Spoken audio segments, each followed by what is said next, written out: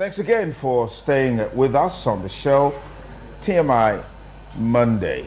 We'll go straight to our major talking point on the show this lovely Monday morning. I mean, the 2023 election issues concerning it are still raging. Over the week, particularly last week, the later part of last week, a major issue was at the front burner. The Chief Justice of Nigeria, Honorable Justice Olukayode Ariwoola, was in the eyes of the storm. He was alleged to have traveled out of the country to the UK for a clandestine meeting with the president-elect. The Supreme Court spokesperson, one Festus, has since given a press release denying that the Chief Justice of Nigeria met with the president-elect in the UK, specifically in London. With a press statement, the issues surrounding the 2023 election projections that may end up by the Supreme Court hasn't really danced down. But the question is, why is there so much interest now about the CJN, the president-elect and all of that, when we know that as we speak, all those who are contesting the outcome of the 2023 election, just talking about the political parties and the candidates, they have since approached the election petition tribunal. It's still at the tribunal stage. Why are we moving ahead to start, looking at what is happening with the CJN, what's going around him and all of that? Anyway, to help us make sense of all of these issues, we have with us in the studio Barrister Cosmos Irabo. Barrister Irabo, apparently a lawyer, politician, and also a public affairs analyst. Thank you for joining us. Good morning. Good morning, viewers. We also have with us in the studio Shedrack Dubai, a civil society activist, public affairs commentator. Shedrack, thank you for joining us. Good morning, Mr. Good morning. I'm happy to be here. We have with us as well a constitutional lawyer, a public affairs analyst, Barrister Matthew Dagasa. Barrister Matthew, thank you for joining us on the show. Thanks for having me, Duke. Okay. Barrister Cosmos, I started with you not because you're the closest person to me here, but I just want to take that turn. This issue raised for the better part of last week. In your opinion, is there any substance in this issue about the CJN's visit to the UK? Is there any substance in it and the myriad of allegations surrounding it? Thank you very much. They say if man fails to learn from history, history will repeat itself. From time we've come to discover that most of the times when you see certain statements, they say they are rumors. At the tail end of it, you discover that there's some substance in it. If somebody can stand up to say a milocon, there's a difference between a milocon and awalocon. A milocon means it is my turn. What it connotes is desperation. It means the person is desperate. But that just could be a statement of conviction about what you want to achieve, like, making a prophetic statement about what you want to achieve, as it were. Yeah. What's wrong with that? Everything is wrong with that as far as I'm concerned, because it's not something you can walk into. It's not something that you say, I want to be here by virtue of hard work. It's something that comes by the collective will of the people. So it's not a statement that you say, it is my turn. I have not said anybody said so, but I say, if somebody says so, then it shows that the person is desperate. And a desperate person can do anything. We all know well that most of our elections in Nigeria ends up in Supreme Court. And somebody who is desperate will always walk ahead of time. I've said it several times here that when it has to do with governmental policies, when it has to do with bringing that the aspiration of the people, Nigerian government is always reactive. At times they don't even act at all. But when it has to do with planning ahead of elections, planning how to rig and every other things, we are proactive. So the essence of people saying the CJN met with whoever in UK, I see it as one of those proactive steps. In as much as I wouldn't want to gallivant on a rumor, but I know there are certain things that have come out as rumor in this country and later turned out to be true. Okay. Shedrack, yes. What do you make of all of these stories around the CJN'S, I mean, ordinary visit to the UK, as it were. Yes. Yes. What the reactions that has been trailed by Nigerians. And I can say very clearly that these reactions are not out of place. Because they say when you see something, you say something. It's, for me, I consider it an unholy alliance for the Chief Justice of the Federation of Nigeria to be visiting the president-elect in this precarious situation that we have found ourselves as a nation. Well, actually, they didn't actually assent to the fact that he visited. It's an allegation. Yes, but okay. That's how, we remember very vividly that 2 nights before the general elections, a very respected elder statesman in Lagos State, Bode George to be precise, came out and said that the president of the Independent National Electoral Commission had visited the chairman of the Independent, had visited Yakubu Mahmood, had visited the candidates of the All Progressive Congress, Ahmed Bola Tinubu. And what made it very peculiar is that he fled, he traveled in the private jet of Tinubu's jet. He landed Lagos and left. But this were also no, that was also an allegation. The allegation. Okay. When we woke up the next morning, we saw an electoral process that was flawed. There was attract manipulations, and there was wide disparity between what was recorded in the feed, what was recorded and announced in the collation center. It was a case of the witch crying in the night and the baby dying in the morning. Now we are hearing new allegations that the Chief Justice of the Federation has now traveled, alleged, to visit the president-elect in a foreign country. And we are saying, we understand the peculiarities of this situation that we have on ground. We understand that never in the history of Nigeria the presidential election been overturned. We also look very clearly that the CJN is a post that has been appointed by the president. Directly or indirectly, there is an alliance between the presidency and the CJN. And that CJN has the prerogative to choose the 5-man who will be sitting on such a case. That is to say, the president will appoint a CJN who will appoint by mere discretion. He has his sole discretion of picking the 5 judges that will superintend over the case, that will judge whether he stays as president or not. Beyond that, we know that this man, Adewale Tajudeen Olukayode, is a Yoruba man. Beyond that, we have seen that the man himself is a stout Fulani. He's a Muslim.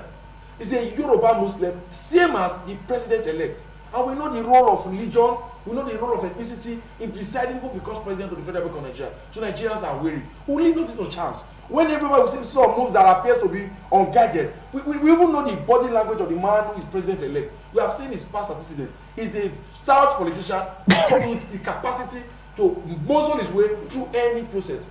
And we are saying, then as much as the man is known to be strong, we cannot leave him unguided. Okay. So we are watching for more comments. All right.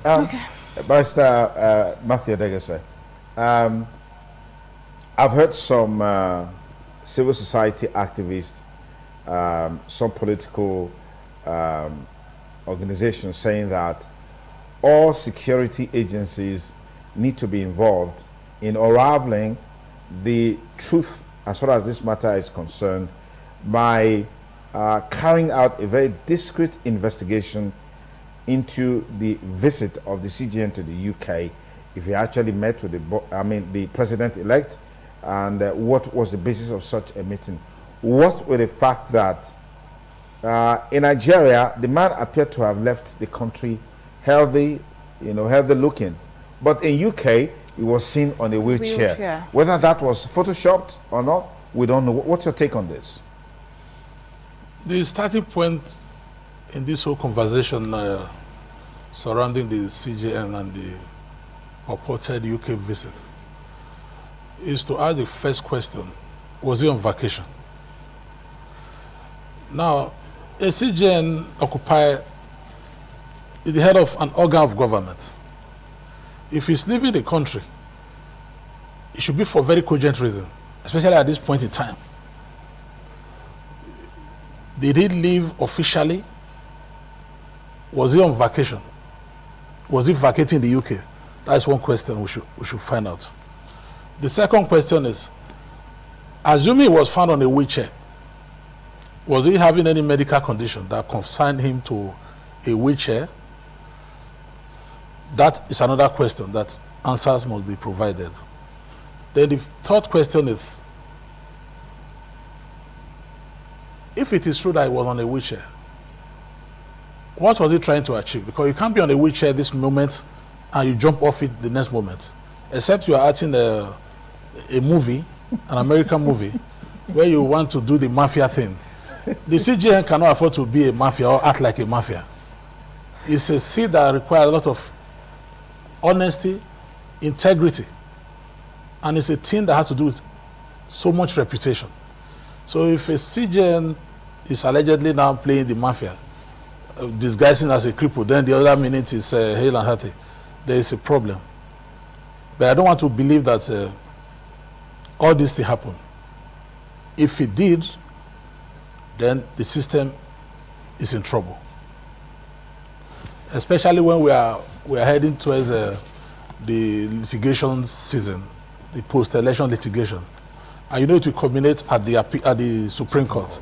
In any case, the head of the courts in Nigeria, he has influence over all the courts. Now, assuming without considering that he had any romance with one of the candidates, especially the president-elect, that means justice is at the risk of being compromised. Because a judge should not be having any social relationship with a party that is coming to appear before it. Once that happens, and it is established or even suspected, it's enough ground for the judge to recuse himself from having anything to do with the litigation at all. In this case, it's the CJN of the country. Recuse himself is not just the option that is available if there is a strong suspicion. Okay. In a decent society, he ought to have resigned and subject himself to investigation. To sit on and begin to dispel rumor, because after that rumor, is it rumor we call it now, after the news made round, because in every news media, okay, social plan, mainstream media, it is no longer a rumor like that. But it hasn't been established. Rumor. There was a meeting actually took place. See, within the realms not of meeting took place. yes, That it was found in that situation, in that condition. Yes. A very compromising condition. Because if you're on a wheelchair, if I say Sonny Duke, God forbid, on a wheelchair, as I'm driving down here, now I would be worried. What happened to Sonny Duke? Only for me to come here and meet you doing you are in the gym. Then I will ask you, what magic are you performing? What drama is this? So that is it. It is not a question of rumor anymore. That is the general news now in town. It's a news. Okay. So he should resign or step aside for the now. Let this serious allegation be investigated thoroughly. If he's found not wanting, he can resume his office. Okay. All right, okay, I'm going to take it to Barrister Cosmos now. Before the election and, even during the election, especially when the election was about to be postponed, talking about the March 11 to March 18 election, there's always been this little faith for the judicial system over time, So now this situation coming to join others, don't you think it's also going to drop the faith that the people have for the judicial system, considering the fact that the Supreme Court is the last arbiter of these presidential petitions? Thank you very much. Well, the thing is, we will not just single out the judicial system. It's a cancerous problem that's, bedeviled the country as a whole. A woman once said that a child is born and the first breath the child takes is a polluted one. So what do you expect? It's not just the judicial system alone. But if I may come straight to your question, of course, definitely it will. Definitely it will. Because we've seen situations where number 4 becomes number 1. But I also want to make certain things clear here. It is what you put before the court that the court will act on. That's one thing. Some people will come with a particular matter and you expect a different judgment. No, it doesn't come like that. So the whole thing is something that has become very disheartening. It is something that you see conflicting judgments in a particular matter. My sincere prayer is that with good leadership, all this must change and will change. That's why I believe that Nigerians are working and fighting hard to make sure that their vote counts as far as this election is concerned. So that's just it. It definitely will further dent the image. But all what we are saying, I don't want to fully tell the part of my brother here and a colleague. I still want to believe that it's true. I still want to believe that it's wrong. In as much as I don't know if it has been proven that the CJN was actually in UK. And if it was UK, how come it's now that the president-elect is in UK that is, also... Yeah, well, the press release... They admitted I was in UK. The press, yes, the press release by the spokesperson it's already a strong suspicion. has already established the fact that the CJN was in the UK. Yes. Then it becomes a very pitiable situation. Okay, now let's quickly... Yes. Okay. Does this confirm the fears, Comrade Shera? Yes. Does this confirm the fears of the youth? That talking about age, talking about health status, of our leaders. If it were to be that these things could actually have been done better, do you think that this situation, I don't know if I should call it a web that seems to have, tied the CJN in this situation? Do you think it confirms the fears of Nigerians generally, not just the young ones? So I've said it clearly that one of the major challenges we've had in this country is the issue of institutional independence. Everything seems to revolve around the president, the office of the president. Not just the office of the presidency, we talk about the purpose, the intent, the opinions, the interests of the president. It's overrepresented by institutions of government. So it's difficult for you to begin to argue for or against the Nigerian judicial system when we've seen judgments that jump out of the gutter. We've seen judgments in the federal court that is not a reflection of justice.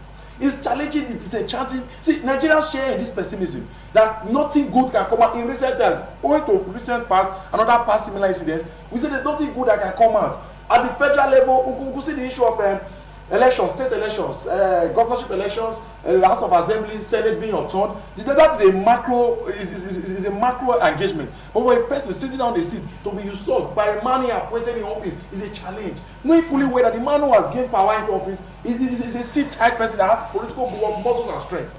But I am also very disappointed. I'm not discouraged at all, because I have seen the persons who are taking this case to court. And very, very, very importantly, the personality of Peter Greg Ruby, without prejudice to him, because most of the persons who are aggrieved now see point clearly that most of the fraudulent activity that took place in the election was directly against against the Labour Party. But we have known the man's antecedents. He's a man who is not new to the trenches of judicial litigations. We knew how he became press governor at Satanabra. He contested in the 19th April 2003 election. He won clearly well, but the mandate was stolen by the People's Democratic Party and power was given to Chris Ngige. Chris Ngige lasted in office for 2 years and 11 months. It took the man 2 years and 11 months of legal judicial fireworks to gain victory in the court, and he got that victory in the 15th of March. And he was not elected president in the 17th of March 2000. Governor, you mean? Sorry, governor. Yeah. The presidency has a president of what he became governor on the 17th of March 2006. As if that was not enough, 8 months later, his tenure was cut short. There was an abrupt, the House was get together and impeached him through some dubiously concocted proceedings. The man, for the second time, went to court. During that period, his deputy, Virginia at Itabia, became president, became governor. That was the first time a female governor had in the country. And he went to court. And the man went for the second time. He said there's nothing that warranted his dubious removal from office. For the second time, he was giving judgment. And in November 2nd, the man became, November 2nd, that's when he was put out of office, and in February 9th, in 2007, the man came back as governor. As if that was not enough. Very close to the election that took place in 2007 general election. They asked him to go and contest in the election. He said no, that this office he had got to, that is from March 17th, it was 4-year tenure. At that point in time, even his supporters were not getting angry. He said, this man, you are stretching your luck too far. Go and contest this 2007 election, you will win. When you win, you will come back as governor and you will run in office. The man said no, that this one he had won will last 7 years. What happened? They went to elections, and the Uba of PDP became governor. They kicked him out of office and sworn in Anduba. For the 3rd time, the man went to court. You see the political tendency. And he went to court, and it was on June 14th that the Supreme Court gave a landmark judgment that when a man was given a mandate, it's a tenure mandate for 4 years. And that was what opened the Nigeria political scene to all manner of staggered elections that we saw in Oyo, in Ekiti, Ondo, Edo, Bayelsa, Kogi. All this is enough proof to Nigerians that victory does not stop in INEC, does not stop in coalition centers. That victory actually stops in the judicial system. I have told my friends and I've argued copiously that as important as competence, character, finance, and political clout is in gaining political mandate, there is an element called political destiny, and that one cannot be taken lightly. So if it's destiny for a man to rule, give it or not, the man will go through the trenches and gain victory whatever means possible. So I'm very confident, and the man to elect just doesn't to share the pessimism of he can't get victory in the court. He has said he had won, and we go to court and prove to Nigerians. So there is preponderance of evidence, and we are hopeful that sooner or later the litigation will begin. And I've said it clearly that the law is an ass. Okay. That it can be made to go either way. Yeah. It is what you present, as my leader has said there, that we eventually speak for you when the case is brought to bear. Yeah. But we know that the sentiment, the prevailing sentiment in Nigeria is that the election ought to have gone this way, we have gone the other way. And we are hoping and this issue does not call for such engagement. Yeah. But because with Nigeria, the preponderance of opinion out there is that we are waiting and hoping that all of this will be addressed. And the man because this man is partnering with the issue of legitimacy. Yeah. So we are struggling to say that okay, this thing will be upturned, and Nigeria can have a new breath of fresh air. Okay. The system is under the jugular, and we are hoping and praying that they will do the needful. So this pressure is all in place. All right, let me come to Basamantha Dagasa. We haven't gotten to the Supreme Court yet. In fact, the contenders, as it relates to the outcome of the election, they just filed their briefs in court as it relates to the outcomes of the election. This whole gamut of conversation, discussions, opinions, rumors, allegations, and what have you surrounding the Chief Justice of Nigeria and the 2023 election, isn't it too early and a bit misplaced in a sense? Perception is everything. Justice is not just when you deliver judgments. The circumstance that leads to the entire hearing is as important as the hearing itself. If it's established that a judge is going to sit in judgment over a close relative who is a party before a case that is coming before the court, there is need for everybody to have a perception that this will compromise the entire integrity of the court. So it's not out of place for people to raise strong suspicion if something strange is happening around a situation that is about to happen. It is certain that there will be, the litigation has started. Even if it has not started, it is going to take that route. So if along the way people are seeing some bumps, some obstacles on the way, it is fair and natural of them to raise alarm, a red flag. So it's not out of place. You don't wait till and that's it happen before you prevent it. If there's a suspicion that the bridge is shaky, it's going to collapse, you don't wait till the bridge collapses before say, oh, the bridge has collapsed. You should raise a red flag that this bridge is wobbling. If something is not done, this bridge is likely to lead to a collapse and maybe fatal accident casualties. So anybody who is raising a red flag is not doing so out of sheer excitement. The anxiety is justified. The nation is expectant. The election, as you have rightly noticed, was conducted, and the winner was declared by INEC. And this is the first time in human political history where there is no wide jubilation when somebody claims to have won an election or declared a winner. If you score a goal, even as a losing team, people still celebrate the consolatory goal. So this one that you have scored 3 goals in first half, no fan is celebrating it. Then you should be worried as a team. Something is wrong either with the referee or the player who scored the goal. So it's not natural for a nation to be in a state of gloom where there's supposed to be a reason for wide jubilation and celebration. That is ominious. So that tells you the mood of the nation and the nature of the circumstance we are in. So let nobody stretch anybody's luck too far. Okay. The Nigerian patient, if they said still waters run deep, this silence is too loud to be ignored. Let nobody ignite something that will consume everybody. All right. Mr. Cosmos, yes. Yeah. Talk to us about the seeming urgency in, plowing into the activities of the Chief Justice of Nigeria, when we know that the issues are still at the tribunal level. The issue is still at the tribunal level. It hasn't left the tribunal level. It hasn't even gotten to the Court of Appeal. But there's so much conversation, discussions around the Chief Justice of Nigeria. You know, going by the powers of the Chief Justice of Nigeria, like my brother here earlier says, he constitutes the justices that will preside over that case. And we know fully well that matters that has to do with politics, elections, most of them end up in the Supreme Court. And then, excuse me, it's called, like I said earlier before now, that the only time Nigerians are proactive is when it has to do with elections. So, and we know the caliber of the person who is here, who knows how to maneuver, his ways when it has to do with things. I'm a little shocked because I didn't get that to my fingertips that even the CJN has admitted that he went to UK. And if that is the situation, then it becomes seriously worrisome.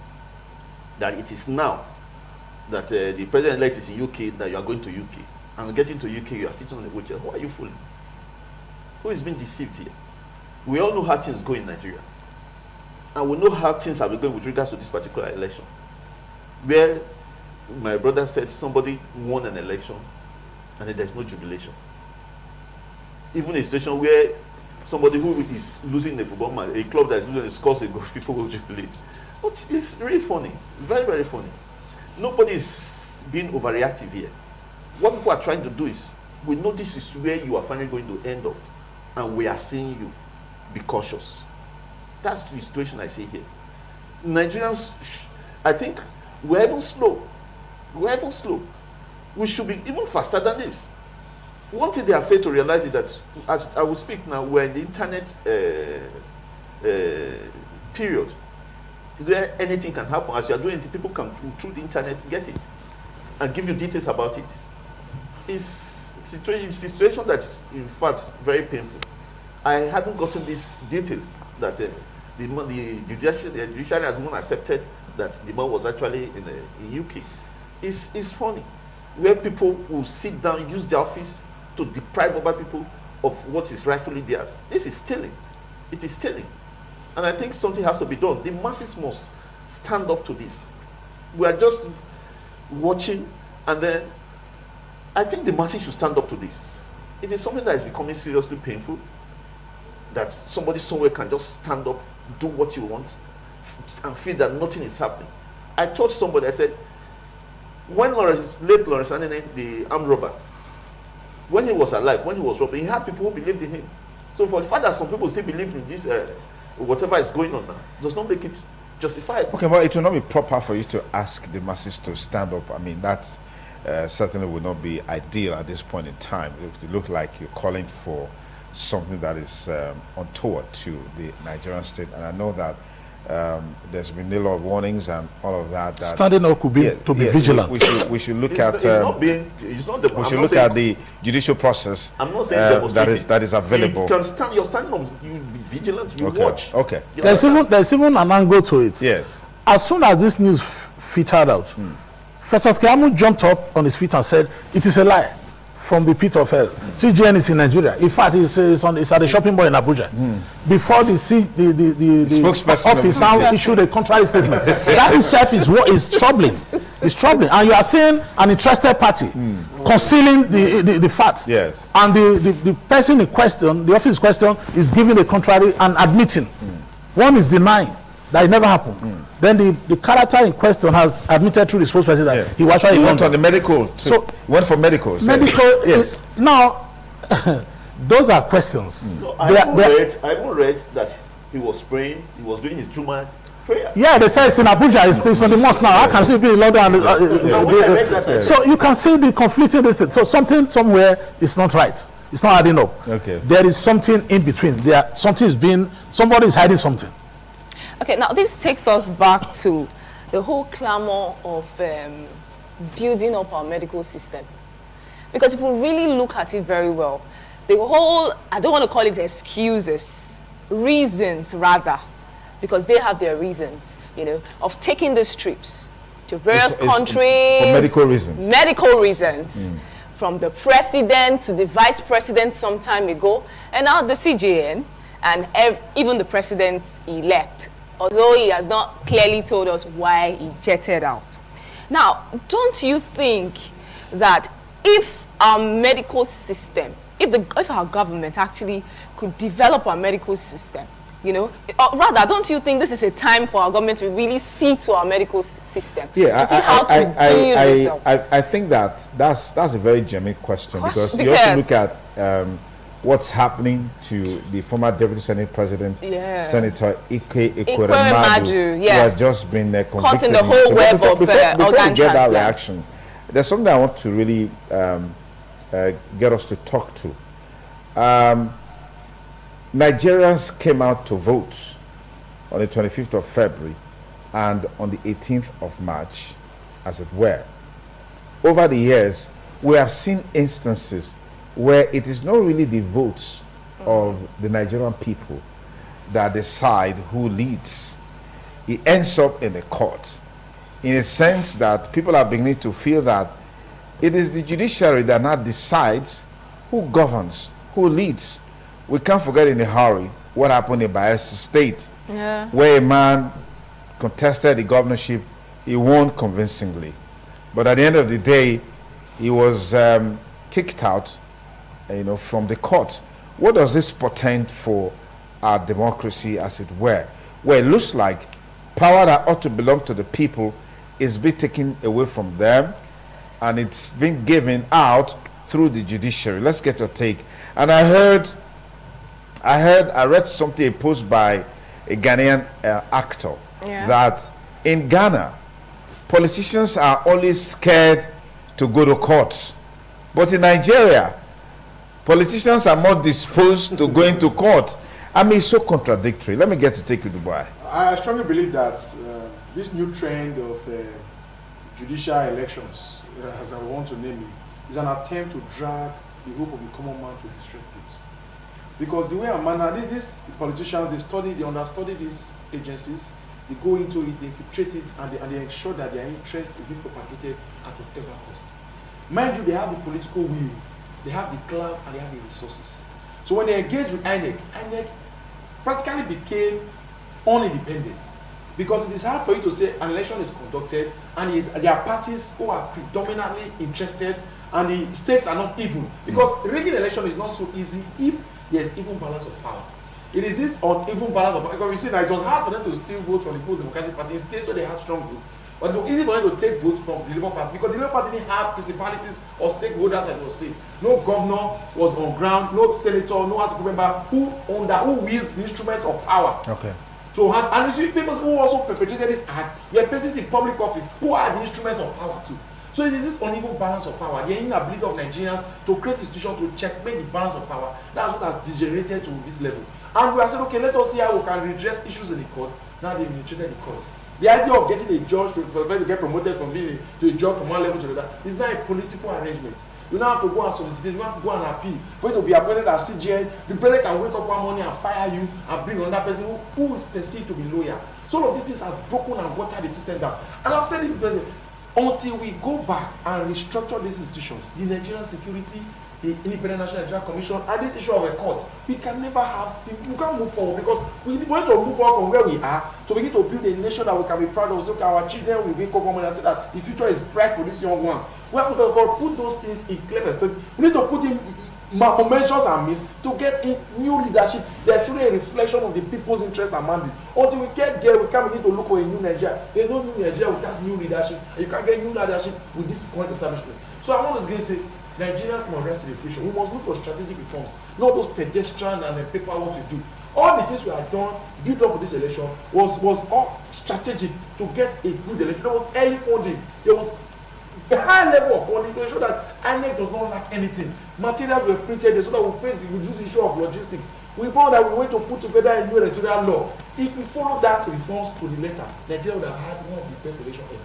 But those things didn't work because the persons who will ensure that it works, they'll be compromised. That's why we have to go back to the issue of independence. We have to go and rework these things. The president does not need to appoint every single person to head institutions. We have to go and look for we have to go back to the drawing board and look for a way of addressing this issue. Until we do that, we can never get the best out of this judicial process. And it's going to continue in this life.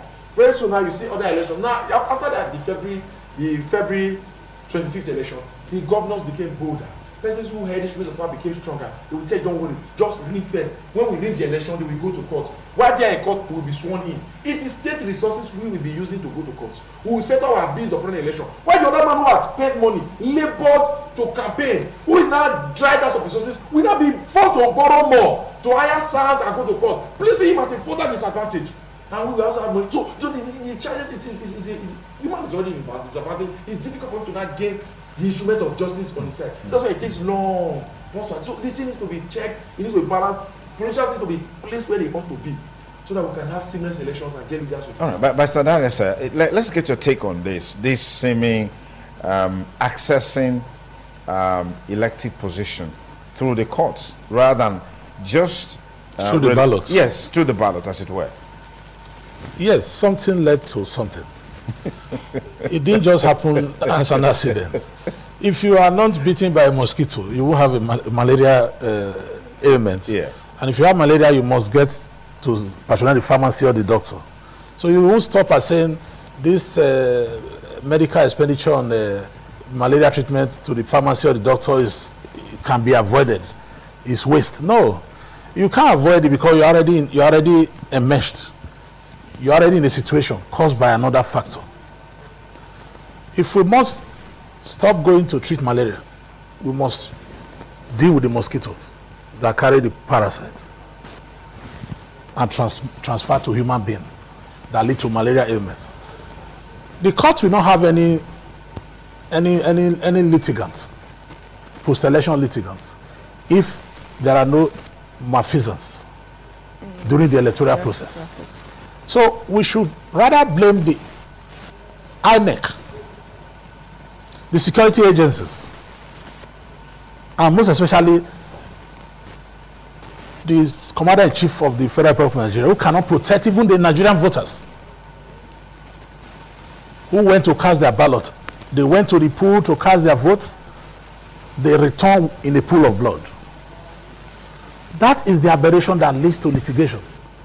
So if you don't clear the foundation of this problem, you cannot stop people who are aggrieved from going to court to seek redress, even though they are beginning to make that hollow chambers now a thing of mutual suspicion, because they are already infiltrating it. Like Bakoba said yesterday in this interview, he said he's as an SN, a very seasoned lawyer, said he doesn't have faith in the judicial system. That is a very sad commentary. It goes to show the level of decay we have descended into as a nation. This man had so much budget allocated and approved for him, Mahmoud Yakubu. Electoral reform was carried out. The new Electoral Act was supposed to be a safety valve against all sorts of electoral nuisance. But what happened? By way of compromise, I stand bold to say this, INEC decided to be a party to the election instead of being an umpire. Ask me how. The server, which is the game changer, apart from the beavers, uploading the election results live was a way to curb any manipulation at the collation center and all of that. But they cleverly or mischievously switched off the server and told us that the engineers are working. After investing 400 billion naira, my little handset has not collapsed. Then 400 billion investment collapsed. What was the pressure? The level of text message we sent during election on election day as citizens. You cannot compare that to the results from various polling units. We have how many polling units in the country?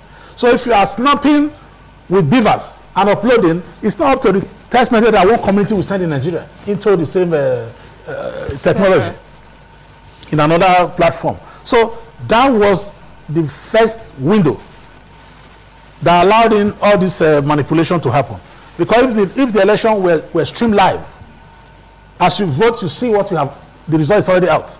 Nobody will be able to go and start snatching ballot papers. But that would be electronic voting, as it were. But we're talking about... No, electronic voting, no. Yes. When after the votes are have been counted. Yeah. You snap. That's what the electoral says. You snap And the then you result. send. Yes, you upload immediately.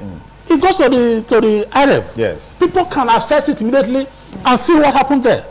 So But the electoral also provides that where that fails, you can transmit election the results. question is that it did not fail. They failed it. When you say it fails, it did not fail. When you cripple a system, you say it has failed. If I deflate my own tire, will you say if my tire goes back?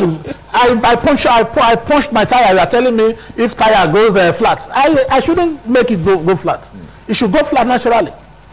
After a long period of use, this is a brand new equipment facility for this election.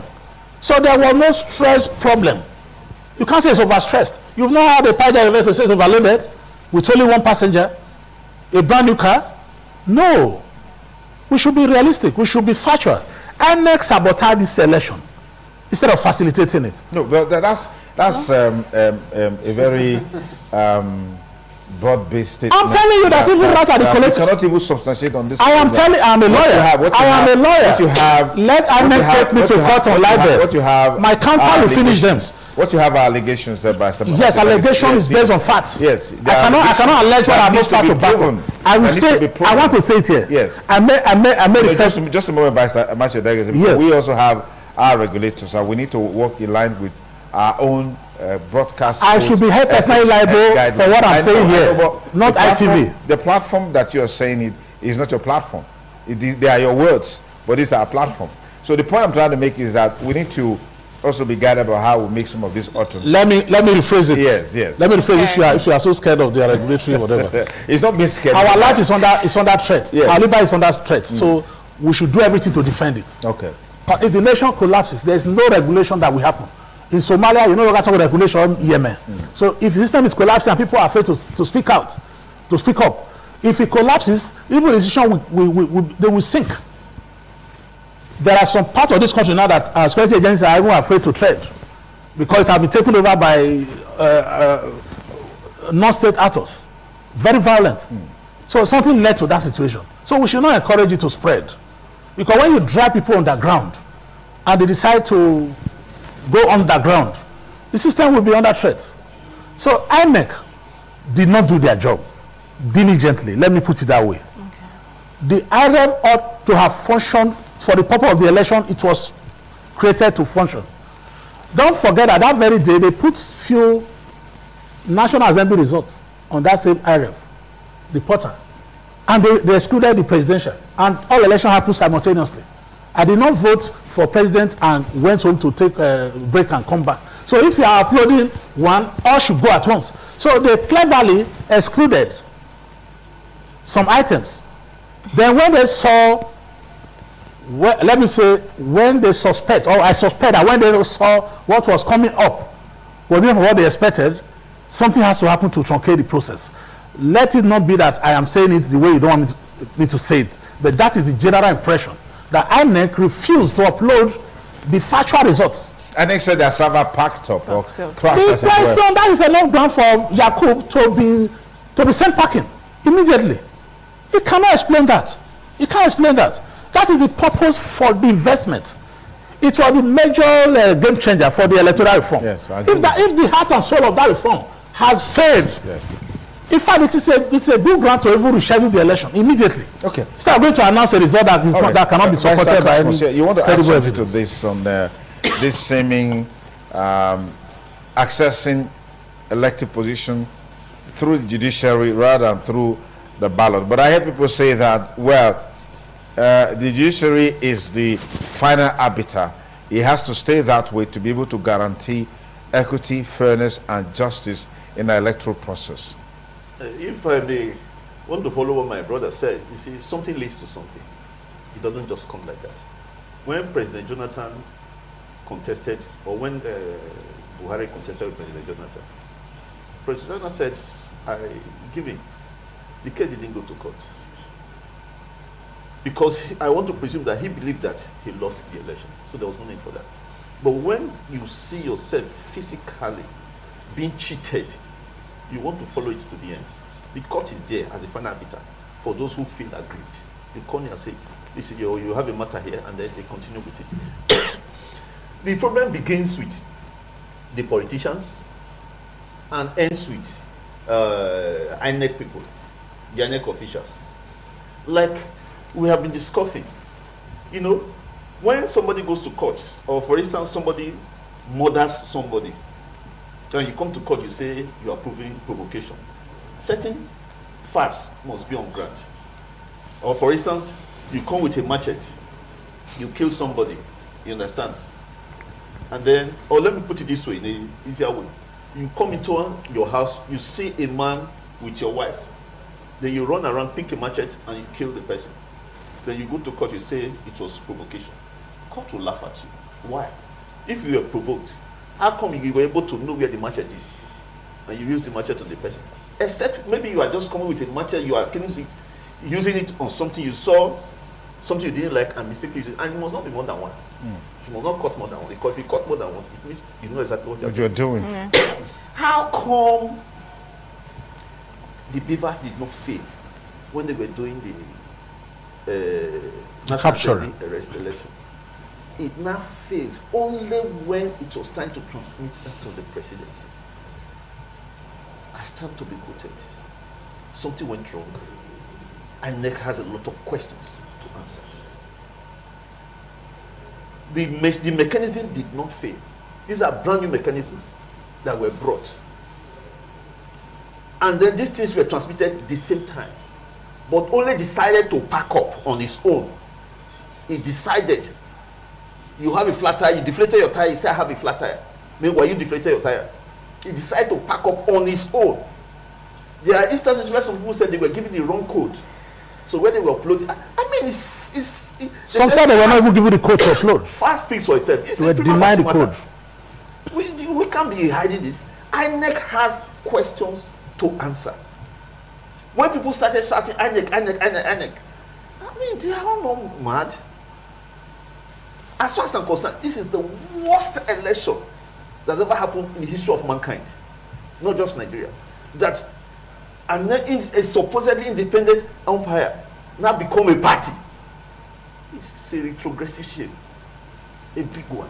All right, I'm going to go to Barrister Matthew now, taking us back, to the main issue of the CJN and the suspicion behind its association with, its alleged association with the president-elect. Now that we're in this whole situation, do you think that it would still be wise for him to be involved in the issue, in the case of the presidential petition?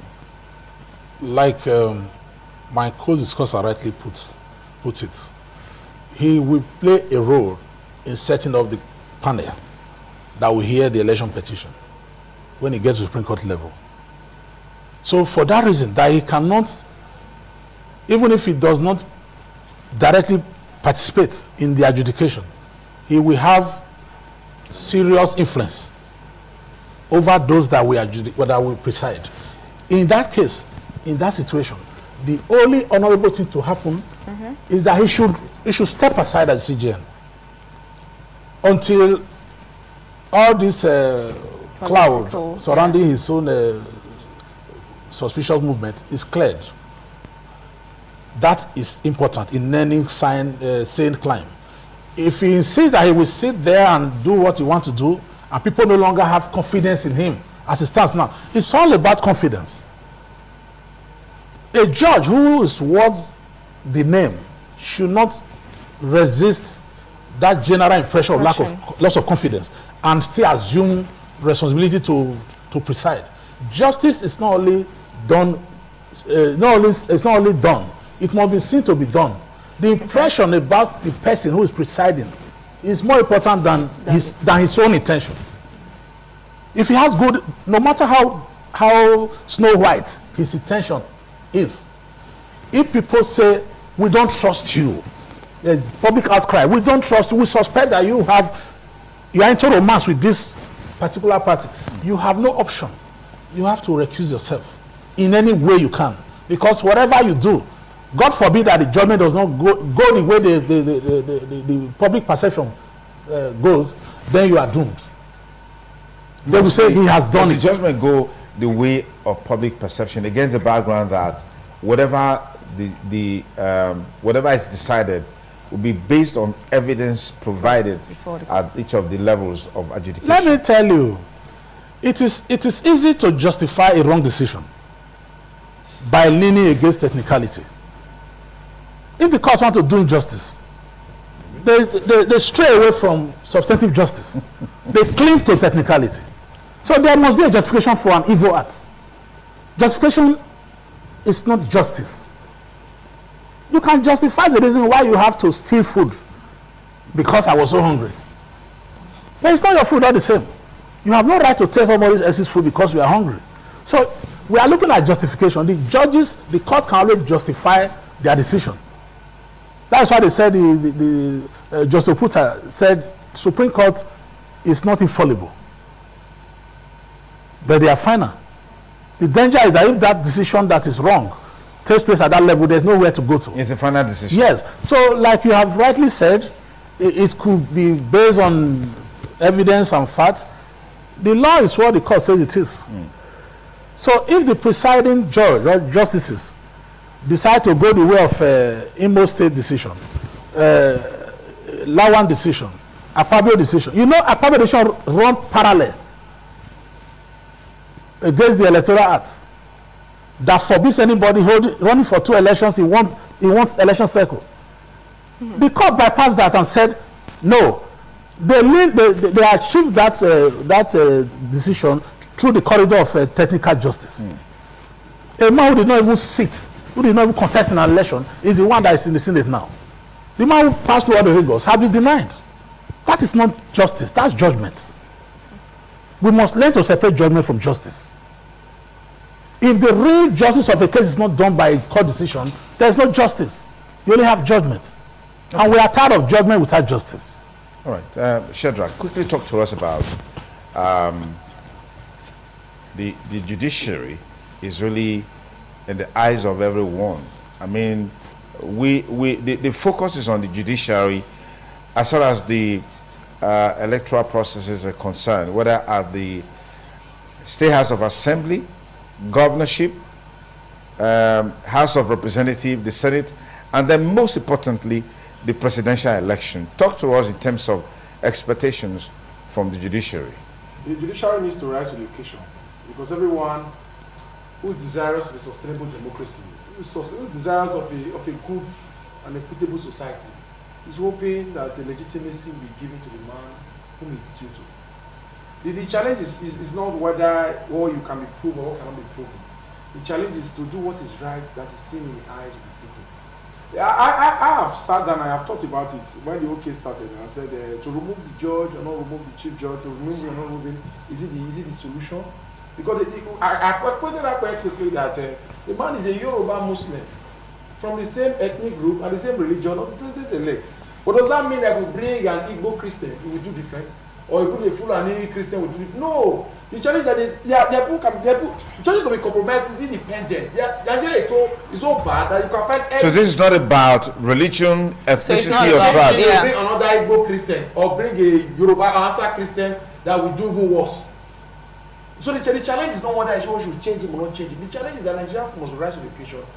2011 election was taken to court. Buhari challenged the judgment court. 2017 was taken to court. 2011 was taken to court. 2019 was taken to court. Only 2015 he go to court because Jonathan laid back. But the challenge is that as any of these previously tested election had given so much attention as this one, there is something wrong. Something is funny somewhere.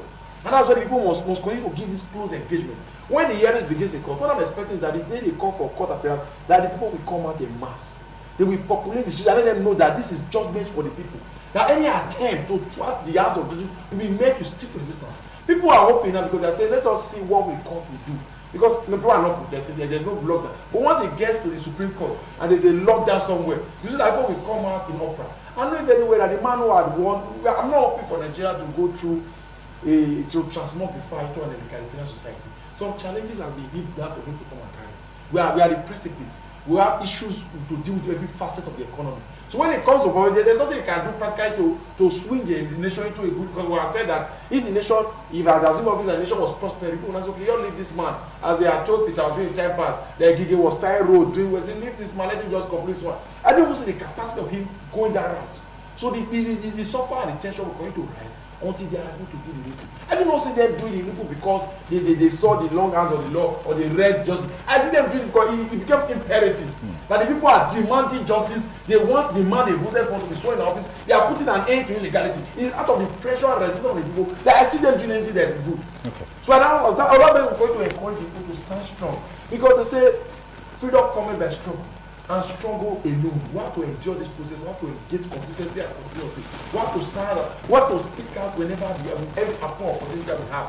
And let them know that this is no longer a time of the past. Yes, social media and information fly around like eyes. So with all these tools that are available, we're going to engage, we're going to conscientize and galvanize person, polarize the politics, hit on attention. Let them know that an illegality will not turn our eyes to any form of illegality that we carry out. So that we can begin to nudge the Nigerian democracy to a part of gratitude and restitution. Okay. Because it's challenging. That's the only hope we have. And I see them doing the needful if the people continue to stand strong and resist.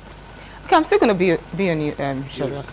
Now, if the situation was the other way around, we know all attentions are high right now. That it has been said that the CJN has something to do. Now, do you think it would have still been the same situation if these rumors was not surrounding the ruling All Progressives Congress, or rather the president-elect? If it was another candidate of the just concluded presidential election that the CJN was perceived to be seen with? If the CJN don't be seen with any candidate at this point in time, we will tag an unholy alliance, a dubious engagement, something that cannot bear any good fruit. So for it to be seen now with the president-elect, who we know that is on the hot seat, because if a candidate who had lost had met with the CJN, it will count as an issue of no regards. Because the man is outside. It could also be taken seriously. Yeah. Yes. To this extent.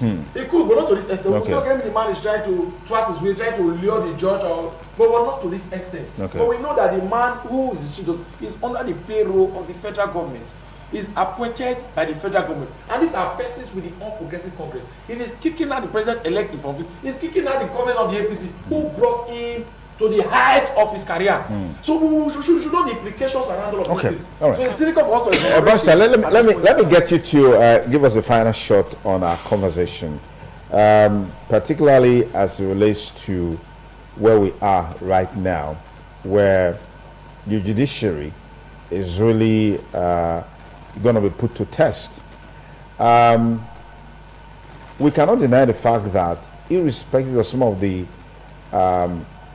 kind of judgments that we have seen, some kangaroo judgment and all of that, questionable judgment and all of that, there are still some very, very respected justices or judges, as the case may be, in this country, who would look into your eyes and tell you the truth and do what is right, not because of what they would gain, but because of posterity.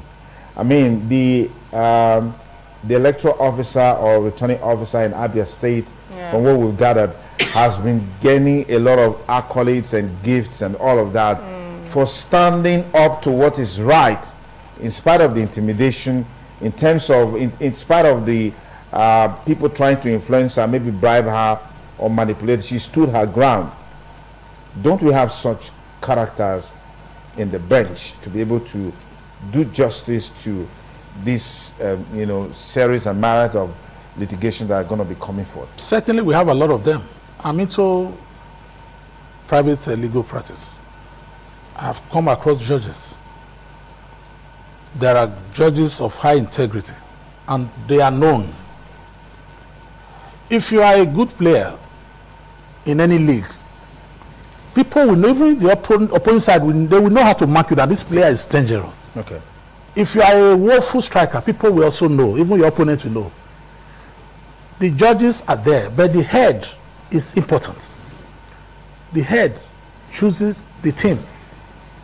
And if I am not morally upright, I have as a head? Yes. Okay. And I'm asked to pick my team, I will go for people of lesser morals than me, because I want to achieve a negative end. If I'm morally upright, I have high conscience, and I want to do real justice to the assignment given to me, I will look for the best among the lot to do the assignment. So if you want to do a hard job, you know who to pick as a leader. Okay. If you are looking for those who will lie on your behalf, you look for no liars.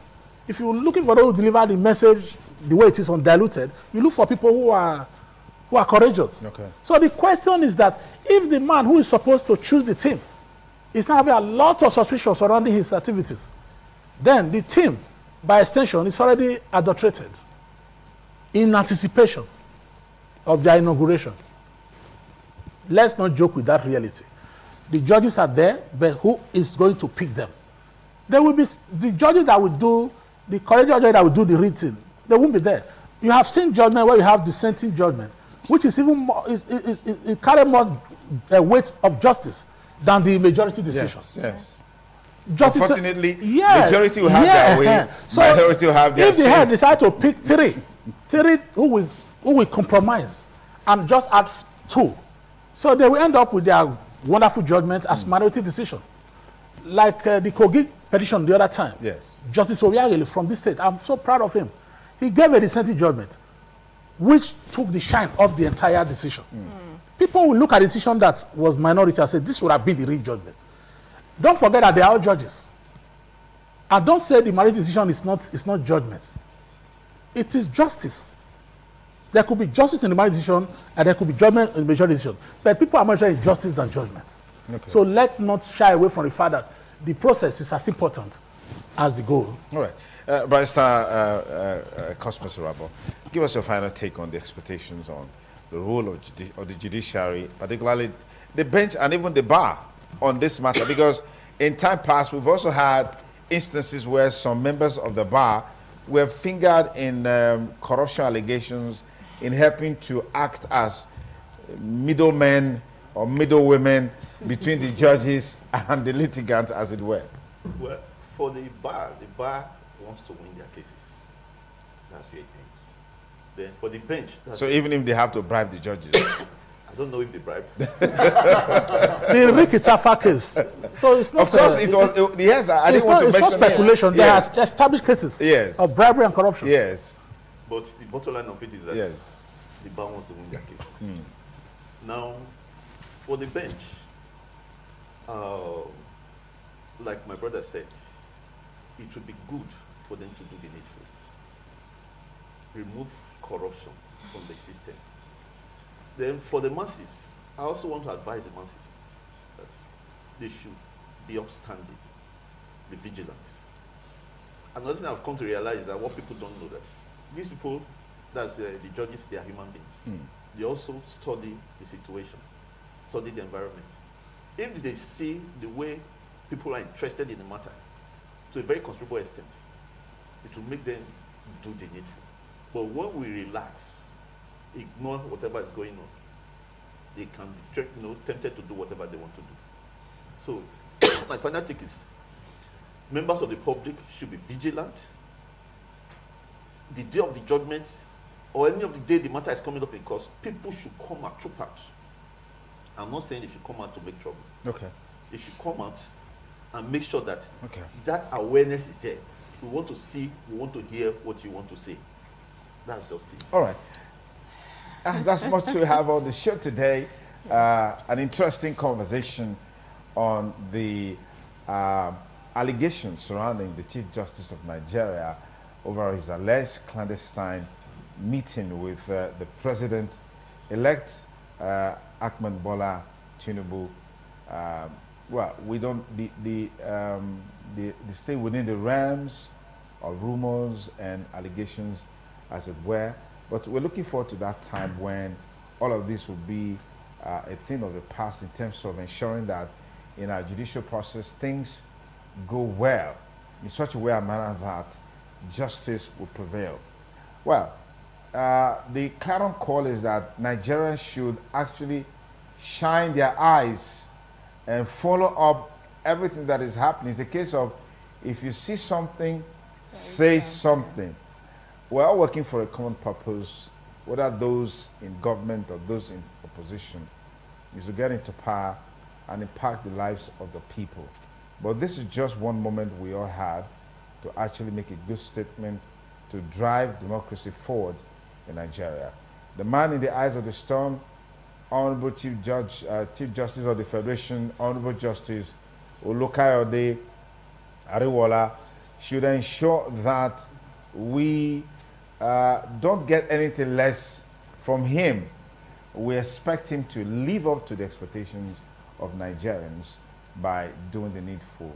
He has the prerogative to appoint those who will be at the Supreme Court when the matter eventually gets there, or before the matter gets there. He should look out for people with the right standing, not people with questionable character, people that will do justice. Because whatever you do today, good or bad, posterity will always judge you. I want to say big thanks to all our panelists. Barrister Matthew, thank you so much. Thanks for Shedra, thank you for coming. Barrister Cosmin Rabo, thank you for joining us. And Favor, thank you as well. That's our package today on TMI Monday. We hope you had a great time with us. Be sure to join us tomorrow. A fresh installment is waiting for you.